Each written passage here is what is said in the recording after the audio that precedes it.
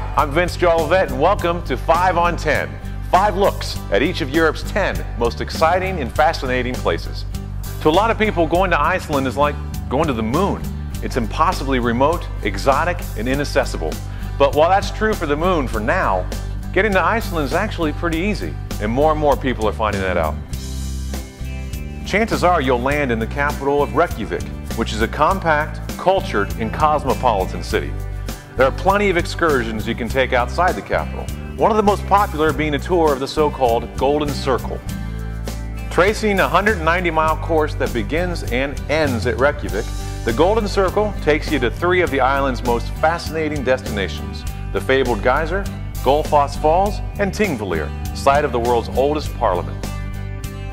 Along the way, you'll probably notice boulders with tiny doors on them. Who put them there?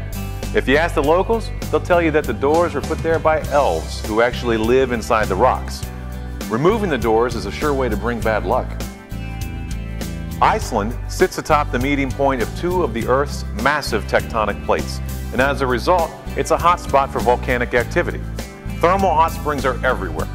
The most famous geyser is called just that, geyser. The reason?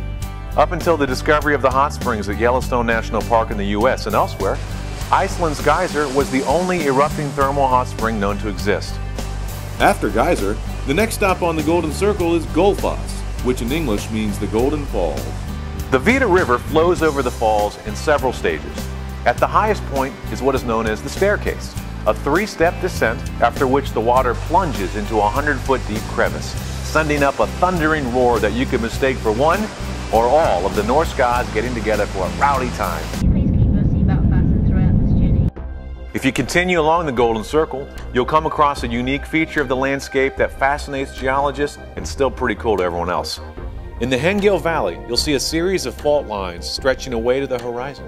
What you're looking at is the continents of Europe and North America pulling away from each other. Iceland, as I said, sits on the meeting point of 2 of the Earth's massive tectonic plates. These plates float on underground seas of magma and have been moving imperceptibly closer to or farther from each other for the entire history of the planet. Here in this valley is where the continental plates of Europe and North America come together. This valley has immense historical significance as well.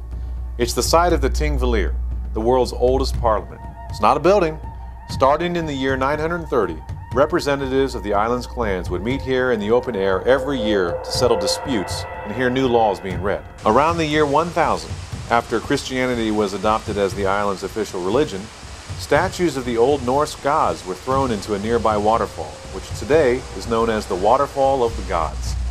Running through the site is a network of streams and pools. Convicted lawbreakers were thrown into these and drowned as punishment.